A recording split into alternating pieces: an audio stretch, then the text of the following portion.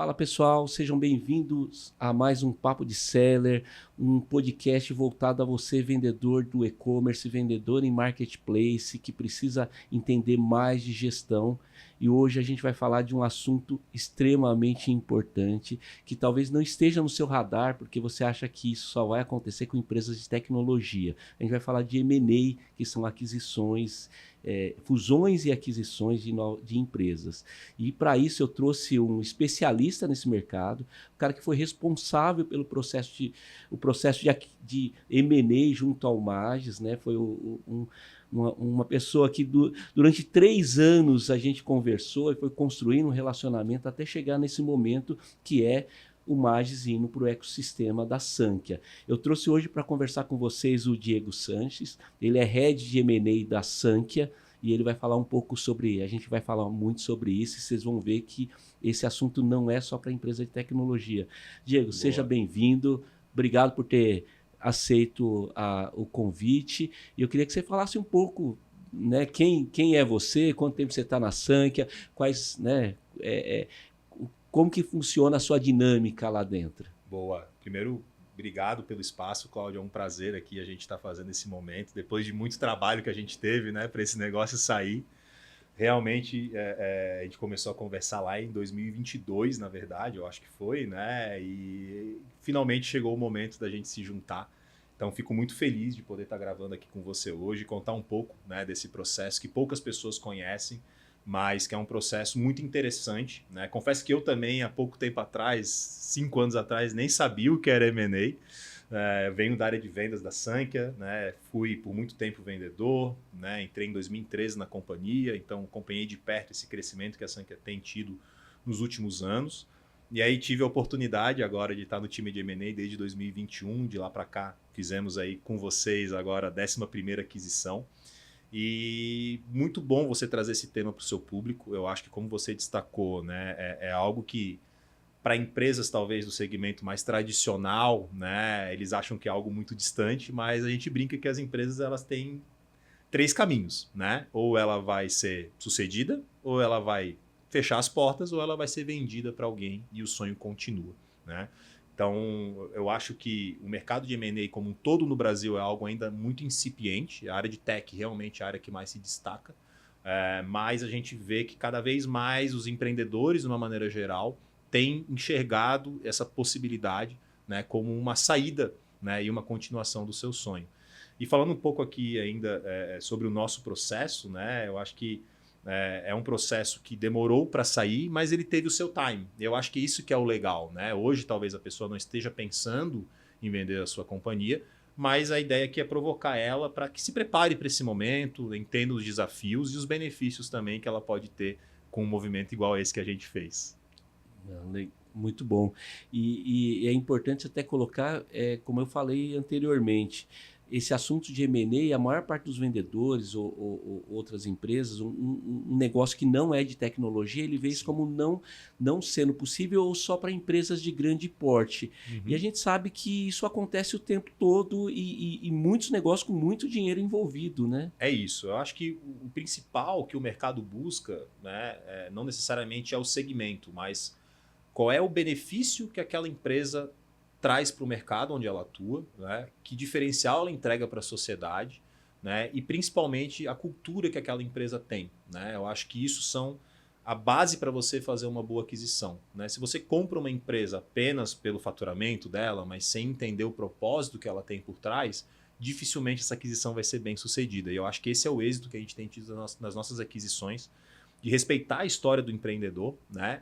E tentar ajudar ele a alcançar voos maiores. Eu acho que um M&A tem que ser pautado com base nesses princípios e não apenas pelos números, né?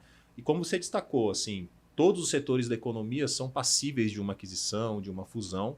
Claro que cada uma tem, né, os seus desafios, mas você tem M&As desde empresas mais tradicionais, grupos de varejo, grupos de energia, né, tecnologia. Você vê muito M&A na área hospitalar. Você vê M&A até, às vezes, em pequenas empresas familiares, onde não tem um plano de sucessão e é onde o dono não tem interesse de deixar aquela empresa morrer, né? Encerrar o CNPJ, e aí ele encontra alguém que está disposto a dar continuidade naquele sonho. Então, Eu acho que é uma provocação muito interessante e fico feliz de poder ajudar o público aqui a entender. Não, é legal. E um exemplo é a Merama, que é a mexicana, que fez a aquisição de uma série de sellers no Brasil, né? É Deu uma isso. diminuída, ou seja, É são isso. negócios tradicionais, é o negócio do dia a dia É isso. do vendedor É ali, né? isso.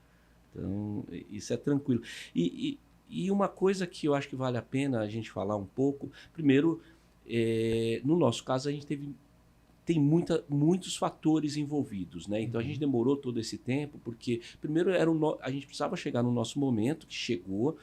E também houve depois que a gente chegou e sentou, a gente começou a estudar um pouco essa questão cultural. Porque para a gente, diferente de muitas aquisições que aconteceram, onde a empresa ela é adquirida 100% do negócio e ela já é absorvida, e aí daqui a pouco ela perde o controle, e aí passa a ser comandada por um outro grupo, e aí vira aquela confusão, o cliente acaba sentindo isso. No nosso caso, o que mais trouxe a gente para esse jogo foi que a gente continua tendo independência, a gente continua responsável pelo negócio e a gente continua com a nossa marca junto agora by Sankhya. Isso fez muita diferença na nossa escolha e teve um outro momento também que é fazer parte de um ecossistema.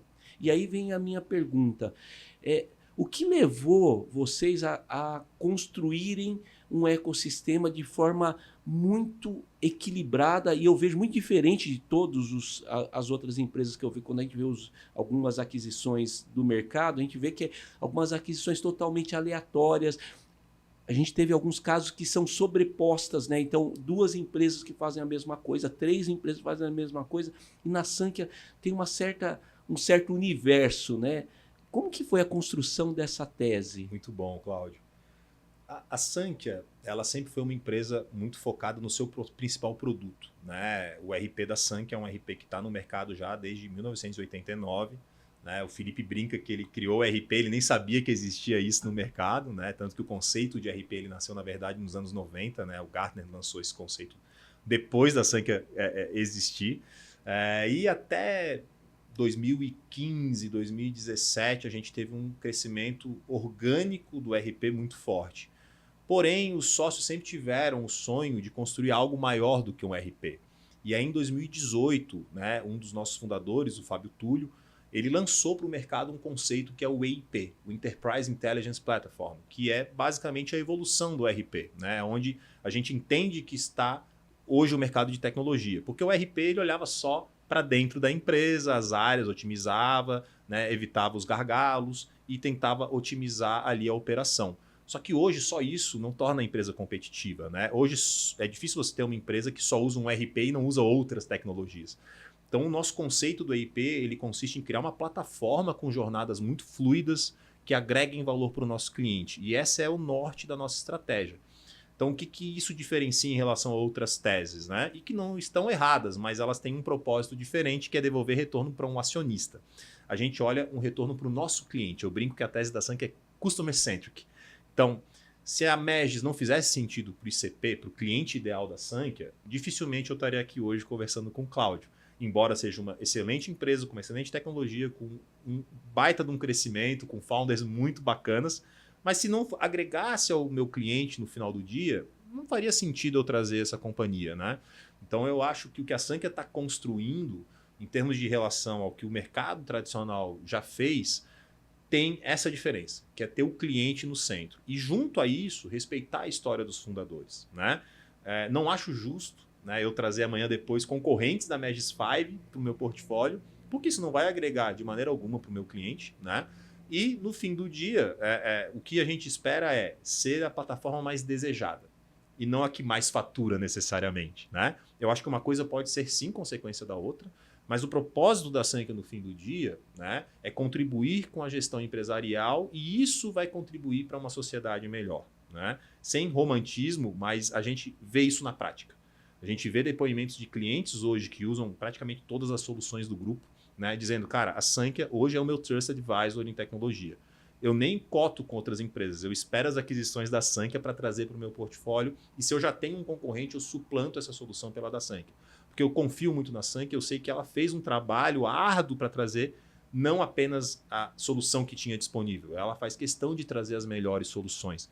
Então, eu acho que o êxito da nossa tese, depois de 11 aquisições realizadas, é ter o cliente no centro e ter fundadores que acreditam no nosso sonho, né? E querem sonhar um sonho maior junto com a gente. E aí, cara, é a fome com a vontade de comer, não tem como dar errado.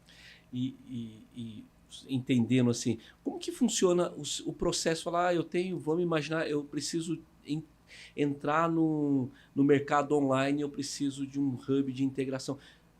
Vocês partem de como que começa essa procura, assim? Da onde que veio, né? Da onde que vem a ideia, Isso, assim? Quando isso, você isso. Né, chegar no Magis, Boa. né, você fala com outros concorrentes, tal, como que você constrói essa jornada? Até porque isso que justifica muitas vezes não é uma coisa, cheguei aqui, eu não estou comprando um carro aí no mercado, né? Vamos sentar aqui. Existe todo um conhecimento dos dois lados. Isso. Como que é essa jornada que você constrói? Muito legal. A gente tenta sempre, de novo, estar muito próximo do cliente, né? E eu acho que isso nos traz o subsídio, a matéria-prima para as aquisições. Então, a gente sempre tenta ouvir muitos canais de venda da Sankhya, entender que parceiros, né? E você sempre foi um parceiro nosso que foi muito bem sucedido nas vendas da nossa base, e entender, cara, esse parceiro, quantos clientes ele já tem, em quanto tempo ele conquistou isso, né? O que está acontecendo? Por que esse cara está ganhando tanta relevância na minha base de cliente? E no seu caso, o que nos chamou muita atenção foi esse movimento, além do varejo, que é o público mais tradicional, talvez para um marketplace, mas a indústria e o atacado procurando cada vez mais trazer o público que está muito distante, às vezes, da sua região, para ser um comprador da sua marca, né? Então, hoje não é incomum você ver no Mercado Livre, loja de uma JBL, de uma Natura, né? Mercado de autopeças, eu acho que é um dos mercados que mais tem presença, talvez, no Mercado Livre ou em outras plataformas, Amazon, Shopee. E isso foi nos chamando a atenção, né? Eu digo, olha, será que aqui não tem a possibilidade de a gente criar algo novo? Porque a gente enxerga essa lacuna no mercado, né? A gente tem players que já fazem talvez o que a gente vai fazer junto, mas para uma fatia ainda de pequenas e médias empresas, e a gente enxerga o quê? Que a média e a grande indústria também está começando a buscar esse caminho. E a Sankhya tem uma base muito forte de clientes que são indústrias e atacadistas. Então, isso faz muito sentido para a gente, né? E você comprovou isso a partir da parceria com vários clientes que a gente já tem cases, e a tendência é que isso continue sendo uma alavanca de crescimento muito forte dentro da nossa base de clientes, mas também no mercado de uma maneira geral. Você falou uma coisa que para mim é a minha missão dentro da Sankhya, né? Primeiro, é fazer com que o meu cliente se sinta seguro com essa mudança, ele entender que assim, vai melhorar, né? A gente vai ter mais ofertas de produto, a gente vai estar aliado a uma empresa muito maior, com muito mais capacidade de inovação, que pode trazer conhecimento, que é uma empresa que o Felipe recém anunciou aí, batendo em 1 bilhão de faturamento de serviço, ou seja, para a gente é muito importante. E a nossa missão no Magis é construir uma plataforma tornar a Sankhya a referência do middle e do enterprise. É isso. Né? Porque, como você falou, o SMB, o cara pequeno já está resolvido essa situação. Ele já tem RPs baratinhos que resolvam. Mas o que a gente tem percebido, Diego, que o cara, quando ele começa, qualquer RP ele atende. Mas quando ele começa no nível de eu preciso mais controle, um compliance melhor. Aí ele começa a ter um monte de controle a gente cansa de ver, eu já tive cliente recentemente com a Sankhya, a gente foi lá fazer um estudo, muito controle manual, ele começa a ter um problema sério, porque ele fala, a dor da mudança é muito grande. Ele fala, para quem que eu vou? Eu vou para esse. Aí ele tá falando pro cara, mas esse cara aqui me custa R$200 mil de aquisição para comprar essas licenças e mais 1 milhão para implantação, que é um foco que eu acho que eu admiro na Sankhya, que ela não olha o serviço de setup, aquele como a receita principal. E aí o que a gente está tentando fazer é integrar para que a gente chegue no momento, para quem o vendedor falar, eu estou saindo daquele meu RP simples, porque não está dando vazão, eu estou tendo problema, e eu preciso para um médio. Eu vou para quem? Eu vou pensar em um SAP, eu vou pensar em um outro. Não, cara, ele vai falar, eu saio desse daqui, que eu tive facilidade de entrar, e eu vou para a Sankhya, porque eu vou ter a mesma facilidade. Ou seja, é um produto que a gente não vai trabalhar separado, a gente está então vai estar embedado, ou seja, a gente está quando ele fizer o login do RP ele já vai acessar o Magis, ele vai ter facilidade, ele vai ter um suporte, embora vá ter o suporte não centralizado, ele sabe que se ele tiver um problema, não vai ter jogo de, ó, não é comigo, é com o RP, porque a gente no final das contas, É a mesma coisa. a gente está no mesmo guarda-chuva. Isso daí eu acho que tem um potencial muito grande de ajuda para o vendedor. Total. Porque isso eu sempre senti isso. Eu cansei de pegar o cara e falar, pô, mas eu vou para tal RP, cara, mas é caro. E aí a gente vê casos do cara, eu tô há 1 ano implantando. E aí quando a gente fala de um deploy, a gente que o cara pô, ele pode, imagina que eu estou usando um RPzinho pequeno. Eu vou mudar, pô, de repente com um clique o cara tá indo pro. Pô, esse é o sonho que eu tenho. E a gente vai construir isso junto com a Sankhya, né? Talvez essa semana que está acontecendo as coisas, não. Mas eu tenho certeza que nos próximos 3 meses, o nosso objetivo principal junto com o time da Sankhya é exatamente isso: apertar um botão, cara, sem estresse do vendedor. Então, assim. Isso. Vai trazer benefício, né? E eu acho que esse é o grande objetivo, melhorar a vida do nosso cliente, né? Você foi no ponto-chave, assim, Cláudio. O que sempre foi o grande ofensor? E vendi muita plataforma de RP da Sankhya no mercado. E normalmente eu não perdia para concorrentes, eu perdia para o tempo de implantação e para o custo de implantação. Porque é o principal ofensor hoje de uma implantação do RP. E o que a Sankhya está fazendo na contramão do mercado tradicional de RP? Ela quer eliminar a implantação. Então hoje a Sankhya não implanta mais o RP, ela entrega o RP e treina as pessoas para usarem já no D0. Por que a gente consegue fazer isso? Porque a gente tem uma tecnologia muito boa, algumas aquisições como a Asis nos permitiram, eu sei que o Ulisses esteve aqui recentemente também com você, então a gente tenta sempre ir além do que o mercado espera. E o Felipe, né, e o Fábio são caras extremamente visionários e tinham esse sonho, né? Nós não queremos que o cliente dependa de 6 meses, 1 ano, eu não quero que ele pare a empresa dele inteira. E esse é o principal medo, né? Quando alguém compra uma licença de um RP para implantar a solução na sua empresa, de além de ter que trocar todo o RP, mudar, que não é simples essa mudança, ter que parar o seu time. Então o que a Sankhya hoje consegue fazer? No mesmo dia, a gente consegue trazer a base do cliente para a base do Sankhya, e o cliente no D0, no D+1, já tem a base totalmente populada, e não estou falando só de cadastro, estou falando a nível de produção. Então, se eu for hoje numa empresa que é uma indústria, eu consigo pegar os XMLs dessa empresa, os documentos fiscais, os CTS, todos os documentos, a gente implanta a base completa a nível de processos também e produz uma ordem de produção em tempo real, na hora, né? Não é uma coisa que você vai esperar 3, 6 meses para realizar. E com a Magis a gente espera ter justamente esse efeito, estender a mão para esse empreendedor, para esse empresário que está tendo dificuldade de gestão. Então ele começou lá, por que ele contratou a Magis? Que ele tinha que vender mais. Ele vendeu pra caramba, porque a Magis ajudou ele a vender cada vez mais.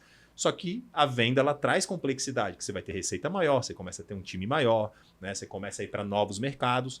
Então como é que você vai gerir isso tudo em planilhas, em papel ou em RPs que são mais operacionais do que gerenciais? A Sankhya ela quer ser, né, o amigo, o aliado desses empreendedores para que eles possam, de uma maneira mais segura, de uma maneira mais tranquila, fazer esse processo de migração da sua solução atual para um RP que tenha realmente uma gestão de ponta, de vanguarda, que é o que nós entregamos, é gestão, né? E o benefício de já estar vendendo no D0, né, numa plataforma de marketplace. Então, a gente vê isso como algo inovador no mercado, ninguém está se posicionando dessa maneira, e a gente entende que com a Magis 5 a gente vai abrir um oceano azul aí que a gente vai poder navegar por muito tempo.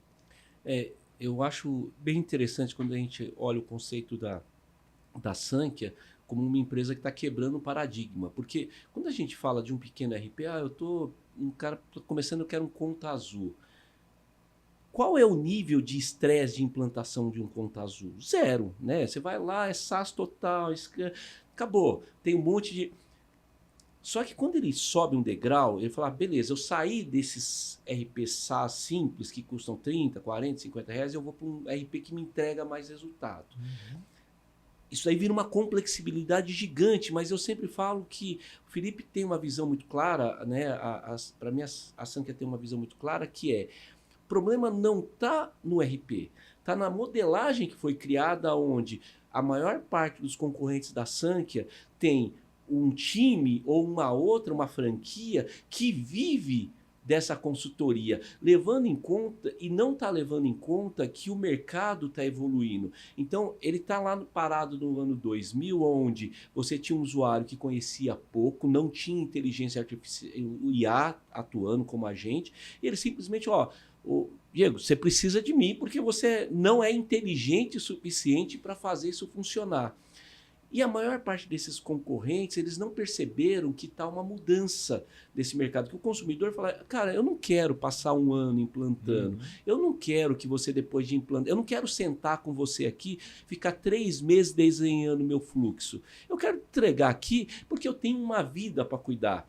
Então, quando a gente olha, não é pouco o que a Sankhya está fazendo. Eu tenho para mim que a Sankhya vai ser vai se tornar um dos maiores RPs, vai engolir cara que fatura 5, 6 bilhões no curtíssimo prazo nessa movimentação. Porque a gente está derrubando barreiras que até então eram barreiras que as pessoas não viam. Então, essas aqui, e a gente está falando de uma aquisição que mas quando a gente olha a Asis que a gente teve agora falando, cara, resolve um problema gravíssimo do empreendedor. Aí quando a gente olha aí a gente olha a Lincros, resolve a vida de um vendedor. Aí a gente começa a olhar todo o ecossistema, você vai lá no RH, você falou, a dor é de toda a empresa. Então, cara, isso sim, a questão de uma empresa inovadora não é só você falar que é inovadora, é ter coragem de quebrar os modelos, né?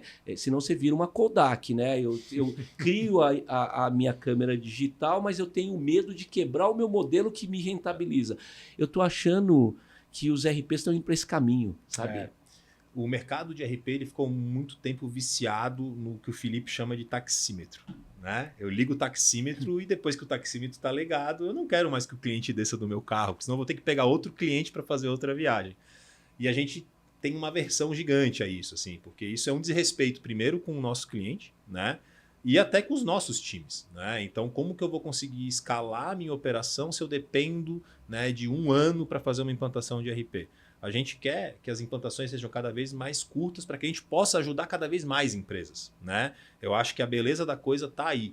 Quanto mais rápido eu for na minha entrega, mais empresas eu consigo ajudar. Então, a gente quer pegar as unidades Sankhya, por exemplo, que às vezes vendem 10 projetos ano, e fazer esses caras venderem 100 projetos ano, ajudar 100 empresas. Se a gente conseguir chegar nesse patamar, eu acho que ou o mercado se movimenta ou eles vão ficar de fora do jogo. Né? Sempre vai ter espaço para o tradicional, mas eu vejo que cada vez mais o empreendedor, a sociedade, ela quer a vanguarda, ela quer o novo. Né? A gente não tem, de novo, a ambição de ser a maior necessariamente, a gente quer ser a mais desejada. E eu acho que o Deploy Agent e as aquisições que nós estamos fazendo estão causando esse efeito no mercado. Então, eu estou falando de questões no sentido que é o seguinte, o ciclo de venda tradicional de um RP, ele vai de 90 a 6 meses, às vezes 2 anos. E eu vendi muito e posso falar com propriedade. A gente tem feito vendas agora em menos de 30 dias. Né? Então, no tempo que eu levava para fazer a venda, eu vendo e entrego mais rápido do que eu levava para fazer uma venda completa. Né? Então, assim, quem estiver disposto a participar desse movimento, dessa disrupção, você pode ter certeza que vai ser muito beneficiado.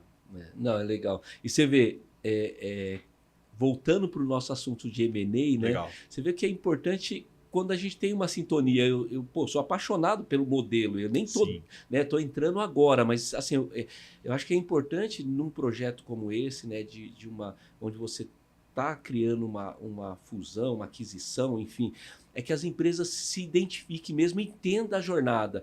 E isso, eu acho que demorou o nosso processo, porque hoje eu entendo realmente o objetivo primário da Sankhya. Eu não estou a falar o dinheiro não é importante. É evidente que o dinheiro é importante. Mas eu posso te garantir o seguinte, eu recebi propostas, a gente já conversou, maiores, e nem por isso a gente aceitou, seja por condição, seja por cultura e seja pelo cliente. Uma das propostas nossas, o que impediu, foi exatamente essa, cara, não tenho fit com o seu cliente, eu não vou entregar o que você está falando. Então imagina, eu jamais faria um negócio, e eu acho que você está sempre olhando isso, né? Por isso que a gente levou tanto tempo, você fala, pô, o Cláudio está preocupado com o cheque. Se eu demonstro isso para você, você vai falar, cara, não é o Magis que eu preciso, não é essa empresa que eu preciso. Porque o empreendedor quer pôr o cheque no bolso e quer daqui 1 ano, 2 anos, ele vai virar para mim e falar, beleza, até logo, e ele não comprou o sonho. Diferente do que a gente faz. Porque quando a gente vai para o M&A, cara, é muito complexo, né? Então a gente pode até falar um pouco. Então a gente começa primeiro, né, depois de todo o seu trabalho de análise, que não é superficial, que você está estudando, você está entendendo, você vai lá perguntar para cliente, faz todo esse estudo, chegou no vamos casar. Aí que começa um monte de questões, né? Que são doloridas, porque envolve, primeira coisa, é o valuation, ou seja, quanto vale? Porque o seu trabalho a gente viu isso muito claramente, que tem uma ética por trás disso, né? Não é eu não posso dizer que o seu objetivo é pagar mais barato, porque não é, isso ficou muito claro para mim. Mas o seu objetivo nem sempre está alinhado com o meu. Porque o meu, eu preciso fazer rentar o máximo possível. Porque para você é a 11ª, para mim é a primeira. Então, de um lado, você tem um racional de valor, do outro eu tenho outro. E às vezes a gente vai lá, a gente ficou acho que uns 4, 6 meses negociando o valor. Então, essa é a primeira fase, mas depois tem outras fases, que é due diligence, e eu queria que você falasse um pouco dessa, que é aí que eu acho que é uma parte onde o empreendedor fica muito ansioso. Legal. Cara, para você trabalhar com M&A, você tem que ser resiliente, eu acho que esse é o primeiro ponto, né? E por que você tem que ser resiliente? Porque na maioria das vezes, o empreendedor ele não está esperando ser vendido, né? A gente começou falando sobre isso, né? Ele está vivendo o sonho dele, então... Quando eu chego para a empresa e digo, olha, eu compro controle, isso soa às vezes até mal, né? Pô, mas como assim você compra controle? A gente compra controle no sentido de eu tenho um percentual que me dá o controle da operação, mas no nosso modelo nós não assumimos a operação, né? E por que a gente enxerga isso como um valor? Porque é muito difícil eu botar um preço, vamos lá, botar um preço no filho de alguém, que no fim do dia, Megis é um filho para você, né? E te falar o seguinte, e eu não vou deixar nem você capturar o crescimento depois. Eu vou te pagar hoje, você vai ter que trabalhar para mim, você tem que entregar resultado e você vai ganhar só um salário. Cara, pra gente não faz o menor sentido um negócio desse, né? Então, a gente tenta sempre ser muito justo no preço inicial, mas o que a gente tenta vender como um sonho que a gente está conseguindo executar com as nossas investidas cara, olha lá na frente, olha o que a gente está construindo, né? Quando a gente começou, a Sankhya, ela tinha acho que 150 ou 200 milhões de receita recorrente. Hoje a gente é uma empresa de quase 1 bi de receita recorrente e vai alcançar 1 bi de receita recorrente esse ano. Mas por que isso? Porque a gente tem soluções especialistas focadas nas jornadas dos clientes e fundadores que acreditam nesse sonho.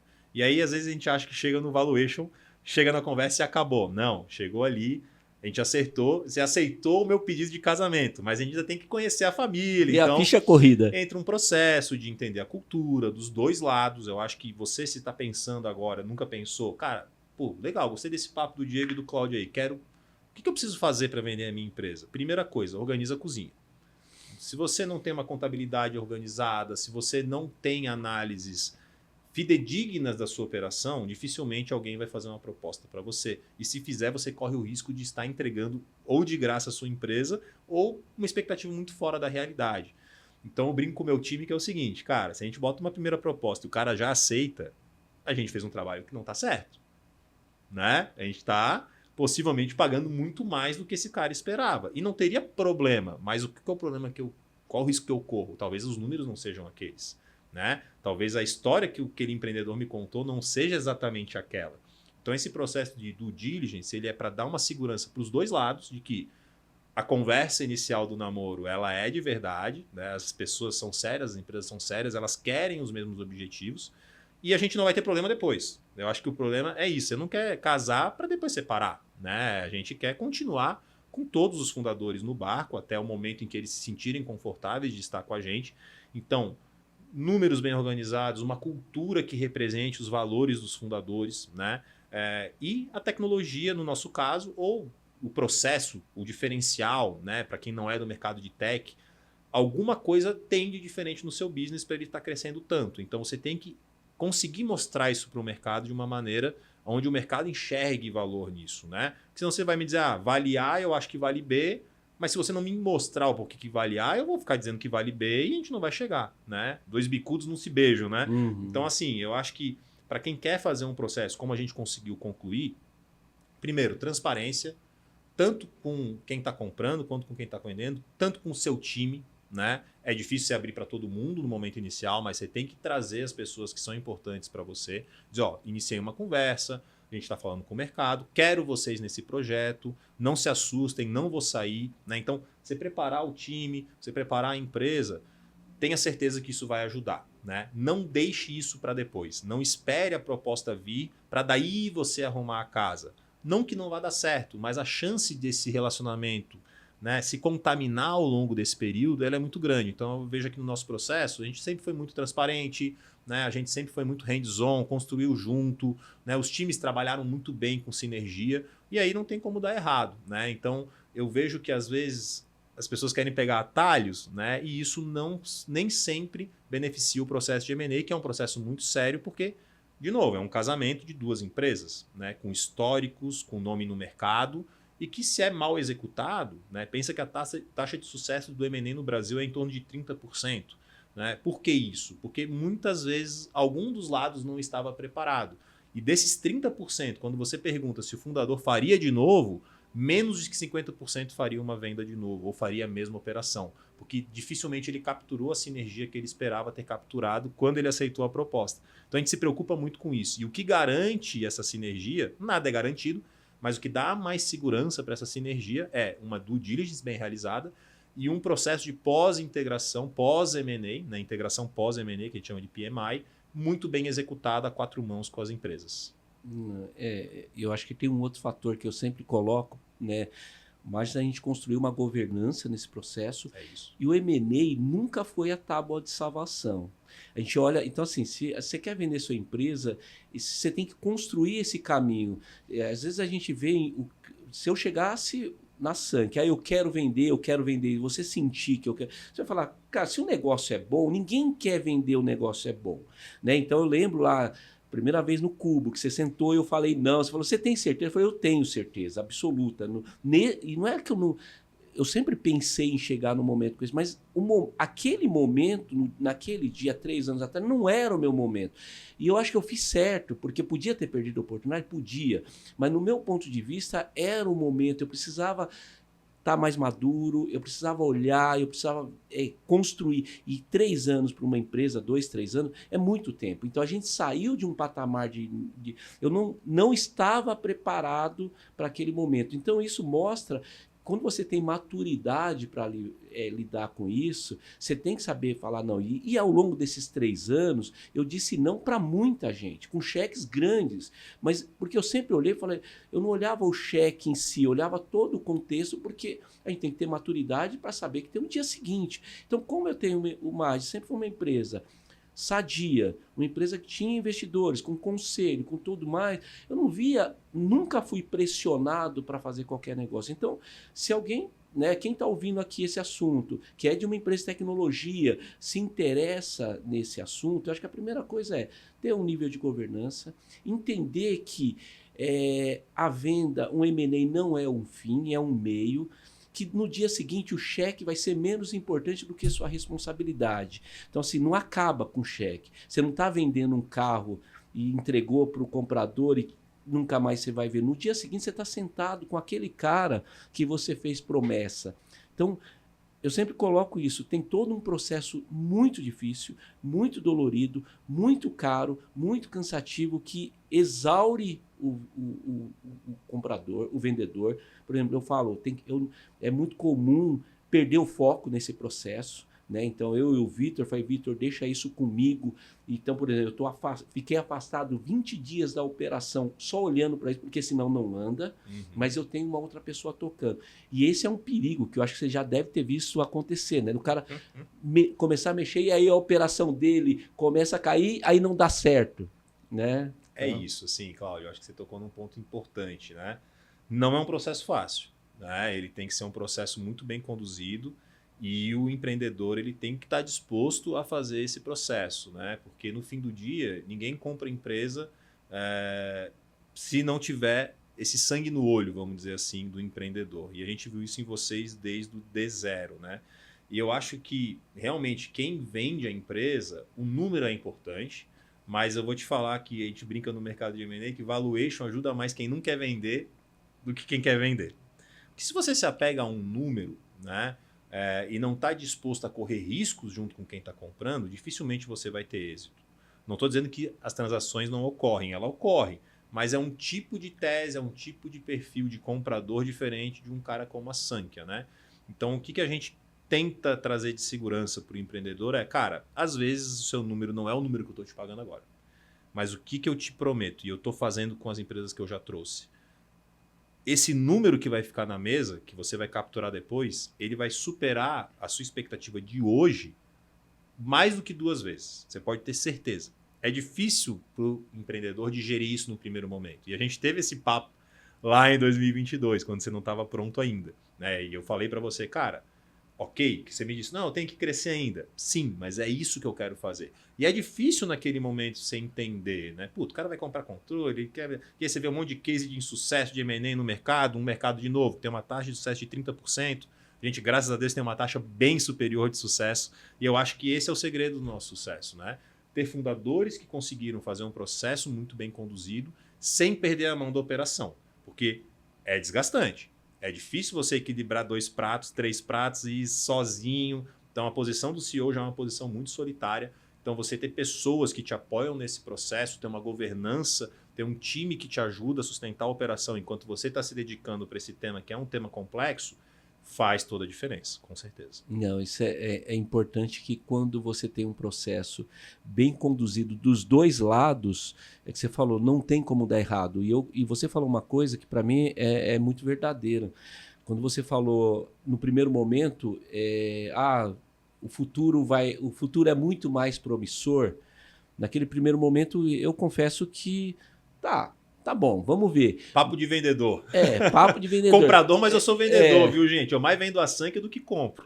Exatamente. Mas na medida que a coisa foi entrando, eu fui conversando com outros founders, eu, assim, passei a acreditar muito na tese. Por isso que eu falo, eu estou entrando na Sankhya como se eu tivesse construído lá com o Felipe há 30 anos. Para mim, eu vejo realmente uma possibilidade real de crescimento, mas a minha meta não é o cheque final. O cheque final, ele é consequência de tudo que eu estou construindo a partir do dia 1 junto com vocês. Então, na hora que a gente sentou para conversar, eu nunca olhei, eu tinha um número na cabeça, você sabe disso, esse era meu número, porque era a recompensa pelo meu esforço, só que tinha outros fatores. E agora, fazendo parte do ecossistema, eu não estou olhando o cheque lá na frente, quanto isso vai virar. O que eu estou olhando, o que eu posso fazer agora bem feito? Porque se eu fizer bem feito, eu vou ter um cheque lá. Porque se eu olhar o cheque, eu posso fazer muito mal feito e aí vai chegar lá e eu vou me decepcionar. Então, para mim, eu acredito e eu converso com outros founders que eles também acreditam. E as pessoas, elas precisam estar dentro. Então, se você está sendo abordado pela Sankhya em algum projeto, eu endosso essa conversa. É fácil? Não. É difícil? É. Só que na hora que você cai, você não vai cair num ambiente que o cara vai te engolir, que está querendo tirar proveito. Quando eu converso com você, depois que a gente superou a questão de valor, mas a conversa que eu sempre tive com você e sempre tive com o André e todo mundo na Sankhya, sempre foi uma conversa de construção. Eu nunca tive uma conversa com o André para ter a percepção de que eu estou perdendo alguma coisa. Eu nunca tive uma conversa com você com essa percepção. Então, para quem está indo para o M&A, está sendo abordado, eu penso que é o seguinte, você não pode desconfiar. Se você achar que você está sendo enrolado, pula fora, se é essa percepção. E outra coisa, isso daí tem que ter um grupo de... Você não é simplesmente chegou alguém, eu quero comprar a sua empresa. Cara, você também tem que pesquisar. Então não é chegar... A primeira coisa que a gente assinou foi um documento, né, dizendo lá o que pode, o que não pode, o NDA para não divulgar dados. E a gente foi passando os dados na medida que a conversa foi. Agora imagina, primeiro dia, assino o NDA, eu entrego a lista dos meus clientes, tudo. Cara, não, eu não escondo nada, mas eu entrego na medida da necessidade. Então, uma dica importante para quem está fazendo esse processo é entender que é um processo altamente profissional. Não pode ter amadorismo. Eu conheço gente que praticamente quebrou por conta de promessa de investidor. E o investidor fazendo o cara sangrar até quebrar. Ou então ele vai lá e está dando todas as informações para um futuro concorrente dele. Ele já está conversando com um cara, já está caminhando e ele está pegando a informação. É comum? Não, porque existe muita ética nesse mercado. Mas é impossível? Não também. Então, eu acho que é quem está comprando, como que está fazendo, você se sente confortável, como eu me senti na conversa que eu tive com você. Não estou dizendo que foi uma conversa mole, Sim. uma conversa duríssima, né? Quantas vezes eu falei não e você falou paciência, fica para a próxima. Durante um ano a gente ficou indo e voltando. Mas nem do lado da Sank achando que eu estava sacaneando, você nunca teve dúvida disso, e nem do meu lado. Então, se você está, né, um empreendedor que está num processo desse e tem dúvida, eu acho melhor... A minha opinião, não sei, você pode falar, mas sai do jogo, respira fundo, vê se é isso mesmo que você quer e se for isso você volta, mas não faça algo desconfiado, né? É isso, assim. Eu acho que se você tem dúvida, você não está pronto, né? E se você tem dúvida, você tem que tentar ter garantias. E se o cara não te mostrar as garantias, e nada, de novo, garantias eu digo não no sentido de é certeza que isso vai acontecer, porque a gente nunca sabe o dia de amanhã, mas ele tem que ter alguma prova, né? Então eu brinco que hoje quem me ajuda muito são meus fundadores, os caras que estão aqui, né? Quando chegou a NEPA, a Pontutel, a Plumes, que foram as primeiras, não tinha ninguém para dizer, ó, vem que a água tá quentinha, né? Então esses caras, eles, nossa, eu agradeço demais esses caras, porque sem eles a gente não estaria aqui conversando hoje, né? E são caras que triplicaram de tamanho, que é o que a gente espera fazer com você aí. Então, assim, se a conversa não tá legal, se o sonho conjunto não tá legal, e se é só o dinheiro no fim do dia, e se você não quer só o dinheiro, cara, sai fora. Sai fora, né? Não tem preço o seu sossego, não tem preço, né, a sua satisfação pessoal e profissional, não tem cheque que vá representar isso. Agora, se a pessoa te deu as garantias, mostrou que tem a capacidade, cara, senta, conversa, não vai ser de repente na primeira, não vai ser na segunda, não vai ser na terceira, mas se for legítimo dos dois lados, e aí é legal, porque por que a gente começa a acompanhar mesmo antes do momento? Porque a gente vai tendo as provas dos dois lados. Então, quando a gente falou a primeira vez, eu tinha 3 aquisições, depois eu tinha 5, depois eu tinha 8, depois eu tinha 10, né? A gente não tinha nenhum cliente em comum, depois a gente tinha 1, depois a gente tinha 2, agora a gente já tem 30, né? Quantos a gente vai ter ao longo do tempo? Não tem limite. Então, eu acho que quando você não tem certeza e o outro lado não quer te dar também conforto, tem coisa errada nessa história. Né? É que nem o cara vai lá, pede a mão da sua filha, mas não quer que você conheça a família dele. Vai, no seu casamento não vem ninguém da sua família? Não, fica tranquilo. Depois que a gente casar, eu te levo lá para você conhecer. Você vai deixar sua filha casar? Ou seu filho casar com essa pessoa? Eu não deixaria. Sem dúvida. A minha tá pequena ainda, tem só 6 meses, então vai demorar para chegar nesse dia. Mas, bicho, você tem que conhecer, né? Tem que ter essa due diligence também, né? Porque no fim do dia é isso, cara. É a sua empresa, né? Então eu acho que se não houver respeito, eu acho que essa é a palavra, sabe? Ética, propósito. Cara, sai fora. Esquece. Não vai pelo dinheiro. A não ser que você já não queira mais a empresa mesmo. E tá tudo bem. Tá cansado, você quer sair, você quer vender, porque, puta, não tem um sucessor. Acontece isso. Super ok. Agora, não, cara, eu tenho um carinho e eu quero que o meu projeto continue. E você falou coisas na nossa negociação que eu admiro. Tipo, cara, amanhã depois eu nem tô aqui, mas a Megis vai estar. E eu tenho que blindar a Megis para evitar que ela suma. Eu não quero, mesmo eu não estando aqui daqui, sei lá, 20 anos, ver que a Megis virou gorjeta, né? Que a Sankia tá dando meu produto de graça. E, cara, isso mostra o quanto você acredita no processo. E da mesma coisa do outro lado. Então, eu acho que essas garantias, de novo, não são, né, nenhuma garantia de sucesso, mas são uma segurança que você dá para o processo para que ele possa acontecer de uma maneira natural e uma maneira mais leve. Senão fica uma coisa meio nós, eu contra você, e aí, você me prometeu isso e não tá me entregando. Cara, peraí, a gente não ia construir junto, né? Então eu acho que quando tem construção, a coisa dá certo. Não, legal. E falando do nosso ecossistema, agora do nosso, né? Hoje a gente atende quais mercados? Vamos falar, Boa. tentar lembrar de todas as empresas. A gente está no CRM, com a Plumes. A estratégia da Sankia ela é pautada no que a gente chama de unidades de negócio, business units, né? Então, hoje a gente tem 3 unidades de negócio, né? a unidade de RH, onde eu tenho um produto da Sankhya, que é a folha de pagamentos, eu tenho a Ponto Tel, que faz a gestão de ponto e presença, eu tenho a Mindsight, que vai desde recrutamento e seleção, feedback, performance, assessment, a Vixtin, que faz saúde e segurança do trabalho, e a Expresso, que recentemente lançou seu cartão de benefícios, e também não posso deixar de falar do LMS da Sankhya. Então, quando a gente olha a Sankhya RH, ela já é uma empresa de mais de 100 milhões de reais, né? Só com os produtos de RH e que atendem todos os setores, né? A área de RH é a mesma dor para qualquer setor. Depois a gente tem a Business Unit de gestão empresarial, onde você vai fazer parte com a Megis e que hoje já está lá o RP da Sankhya. A gente tem lá também a Asis, que é uma tech stack, a Expresso gestão de despesas e a Lincros, que é um TMS voltada para o embarcador, né? E por último, a área de gestão de vendas, a Business Unit de vendas, onde a gente tem a Plumes como CRM, produto âncora, e a gente tem também a Nepo, que é um Omnichannel, que ajuda as empresas a se relacionar com o mercado, a FlowBiz, eu ia falar MailBiz, mas ela mudou o nome pós-aquisição, que é o marketing digital e também o CRM para e-commerce, né?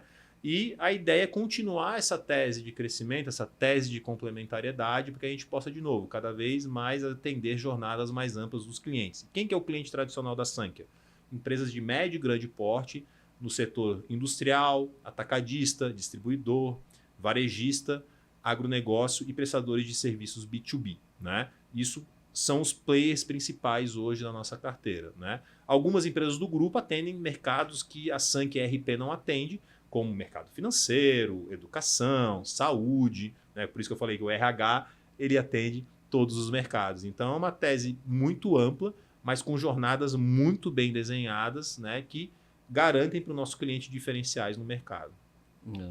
Sem dúvida nenhuma, eu acho que tem um fator que todas as soluções elas fluem naturalmente, né? Elas estão realmente, eu vi o esforço da integração para fazer sentido, não são peças separadas numa mesa, no final faz parte de um ecossistema. Para mim não cometer gafe, e na BU de vendas também a MeTime, que faz a parte de Sales Engagement. Gente, eu estou perdendo as contas, já há 42 anos já a memória está fraca.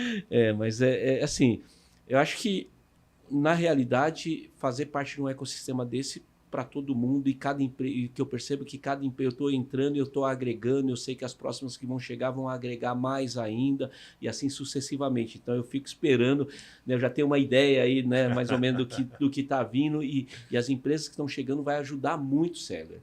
Né? É uma dor, vai atender dores do seller que eu não consigo resolver hoje. Você já está, né, a gente já está começando a construir um ecossistema para atender esse mercado online de forma muito mais efetiva. Acho que todas as soluções que compõem esse grande guarda-chuva, esse universo Sankhya, já atende um vendedor médio. O vendedor médio ele precisa de todas as soluções, porque ele tem a loja virtual, ele tem o pessoal, ele precisa de gestão, ele precisa, ou seja, é impressionante como consegue cobrir 100% das necessidades de uma empresa como a Ismafer, que é cliente nossa, né? Então, é um cara que a gente vai levar lá. E para clientes, inclusive, que não usam hoje o RP da Sankhya, mas daqui a pouco ele vai ver que a gente entrega uma solução em nome da Sankhya tão boa, que ele fala, por que eu vou ficar lá nessa porcaria? Eu vou migrar, e aí, olhando o que a gente conversou antes, eu não vou precisar gastar um ano mais. Eu simplesmente caio, né? E eu vou fazer isso muito rápido. Então, enfim, eu estou muito animado com isso. Mas a gente tem um tempo aqui também, né? Que você tem uma próxima reunião e a gente precisa falar. Mas eu queria te agradecer, Diego, assim, primeiro, pelo trabalho que você fez com a gente, de ter persistido. A gente brigou no sentido de que não, né, eu quero isso, você quer, mas eu acho que a gente sempre conseguiu manter uma ética profissional muito elevada, isso para mim é muito bom, acho que por isso que a gente está sentado aqui e ter conseguido chegar nesse ponto. Então quero te agradecer mais uma vez e todo o time da Sankhya. Como eu sempre falo, uma das coisas que me chamou muita atenção na Sankhya é quando eu falei com um funcionário de 25 anos ou quando eu estou falando com você não é um cara que tem 2, você tem 13 anos de Sankhya. Isso mostra que é uma construção grande e de longo prazo. Então, né, o vendedor, de repente um cliente nosso está preocupado com essa aquisição. O que vai acontecer com mais? O que vai acontecer com mais é que a gente vai entregar muito mais coisas, muito mais rápido, muito mais eficiente. Se a gente já entrega um bom trabalho, a gente vai conseguir entregar um trabalho ainda melhor. E eu queria, né, em nome de todo o time da Magis, em nome de todo mundo que trabalha, dos meus clientes, dos nossos clientes, agradecer pelo seu esforço, agradecer pelo seu empenho em tornar esse momento, esse ciclo nosso realidade. A gente se sente realizado, toda empresa de tecnologia tem um ciclo, ou não toda, mas a grande maioria das empresas, a gente constrói um projeto. Então, eu comecei lá atrás com o investimento anjo, depois eu tive investimento americano, e a gente sempre olhou e a gente demorou para olhar isso, disse não para um monte de gente, mas a gente está muito seguro em fazer parte do seu time. E a gente agradece, e eu falo sempre, e você pode ter certeza que daqui 1 ano, daqui 2, daqui 10, a gente vai estar falando bem, né? Então, se você for, né, se chegar lá, esse cara que chegar lá e quero conversar com você, cara, talvez não faça como eu, né? Diga não. Senta lá e conversa, entenda um pouco mais sem medo, porque vai dar bom, né? Boa. Diego, obrigado mais uma vez pela Cláudio. sua presença e deixo aí você para dar a mensagem final. Primeiro eu que agradeço, Cláudio, assim, a confiança. Eu sei que não é um processo fácil, só uma correção. A gente nunca brigou, viu, gente? A gente divergiu só de opiniões, tá? Mas brigar a gente nunca brigou, não. Mas, cara, assim, só pra gente fechar, né? Embora a Sanca seja uma empresa de tecnologia, ela é muito mais uma empresa de pessoas do que uma empresa de tecnologia. Sem as pessoas, a gente não faz nada. E pra gente, a gente não compra as empresas, a gente traz talentos, né? Se o Cláudio, né, se o Vitor, se o Tony, se a Gabriele não tivesse comprado no projeto, a gente não faria esse deal. Então, cara, agradeço por você ter construído essa empresa, agradeço pela confiança que você está tendo na Sanca para a gente continuar sonhando o sonho junto. E, como o Cláudio falou, se você tiver interesse, quiser saber mais sobre o processo de M&A, né, eu tenho meu LinkedIn, é Diego Sanches, fica super à vontade para me abordar. Troco ideia, independente de você ser de tecnologia ou não. Diego, cara, me dá um conselho, quem pode me ajudar, o que eu posso ler, né? Me interessei pelo tema, vai ser um grande prazer ajudar vocês. Legal.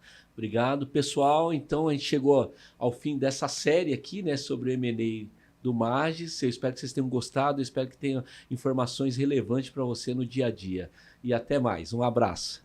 Tchau, tchau.